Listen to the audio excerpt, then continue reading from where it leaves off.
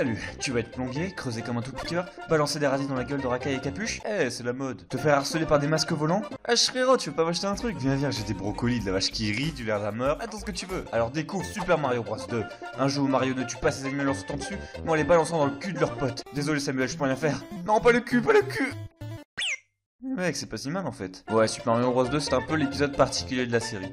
Parmi les 3 premiers Super Mario Bros, c'est certainement celui qui diffère le plus des autres. Et c'est pas forcément une mauvaise chose, hein. Voilà, on va pas non plus pousser l'ours dans les orties ou vendre mémé avant l'avoir tué. Le jeu est arrivé en 1989 en Europe et se présentait comme la suite de Super Mario Bros, premier du nom, jeu à succès dont on a déjà parlé sur cette chaîne de merde. Le jeu mettait en scène Mario, Peach, Luigi et Toad et c'était là une des premières grosses innovations du soft. Cette possibilité de jouer plusieurs personnages ayant chacun leur spécificité. Mario était le personnage standard, Toad courait plus vite, Luigi sautait plus haut que les autres et Peach avait la possibilité de planer dans les airs après un saut. Généralement les vrais bonhommes prennent Mario et les petites fiottes qui savent pas jouer choisissent la facilité, c'est Peach, hein. Nous ici on est des bonhommes, alors hors de question que je prenne Peach, hein. Allez, c'est parti.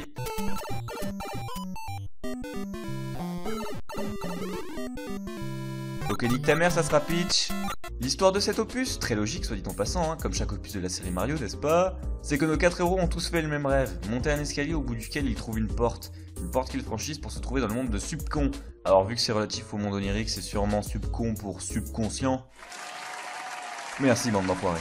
Une fois réveillés, dans la journée, pendant un pique-nique, nos 4 héros découvrent une caverne où il y a justement une porte qui, comme par hasard, les amène dans Subcon, où ils doivent sauver les habitants de Wart et ses sbires. Salut, je suis Wart. Je suis un putain de crapaud qui porte une couronne. J'aime bien chanter à mes heures perdues dans une vieille caverne avec mes potes Joe et Philibert. Il y a souvent un petit avec un bonnet de clochard qui vient nous voir.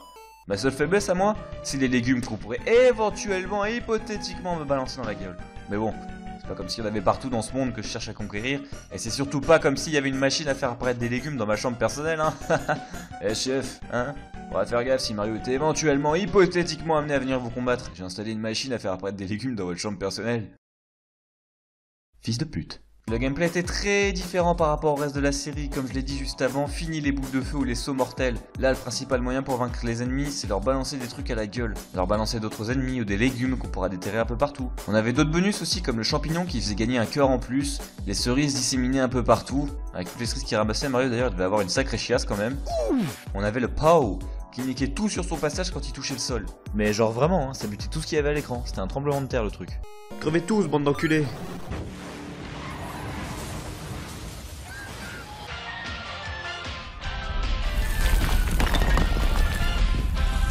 Il y a ces portes rouges aussi, quand tu les vois t'as vraiment envie de voir ce qu'il y a derrière quoi.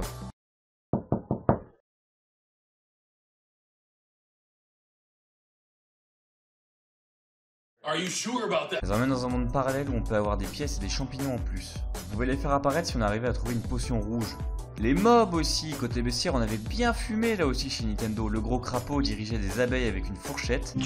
Des petites racailles qui portent les masques des Anonymous. C'est la mode, je t'ai dit. Et une sorte de piaf sur un tapis volant. Tu passeras pas toi. Je vais te plumer ta race. Des autruches. En avant Brigitte. Des masques qui volent. Oh putain ces masques. Qui pétaient des câbles à chaque fois que tu prenais leur clé. Ok tout va bien. Voilà. Je prends la clé. Tout va bien. Salut frère. J'ai du Kidibou en stock si tu veux. Birdo. Ce putain de dinosaure chelou avec sa bouche en cul de poule. Fais-toi niquer la gueule avec Séraphin.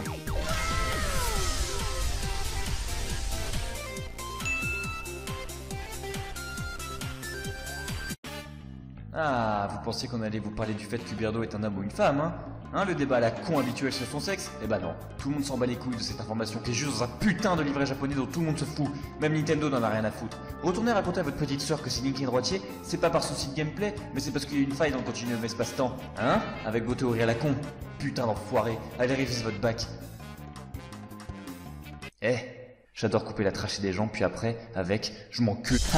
Tu t'es bien fait pisser dessus.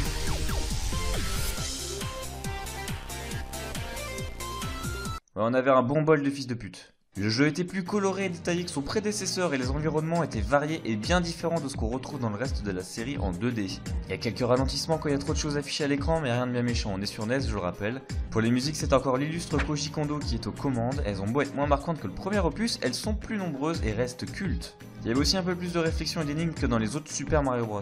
Après avoir passé des environnements très divers, on retrouve finalement notre ami Wart pour une bataille sans précédent. Chef. Oui, enfin oui, je suis méchant, haha. Ah putain, ça colle. Alors des nouvelles? Bah écoutez, les docteurs ont dit qu'ils pourraient pas me retirer ce champignon de boob et... Je parlais de Mario, enculé. Ah bah, il est là du coup. Quoi?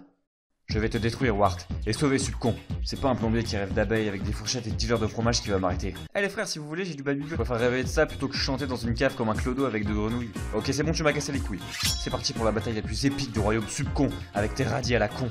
Radis? Mais non, j'utiliserai rien de tout ça, voyons. Oh, tu m'épargnes. Merci, tu es Clément. Non, moi c'est Mario. Putain, mais t'es con ou quoi, fils de pute? Qui a dit que j'utiliserais des radis? Oh putain de...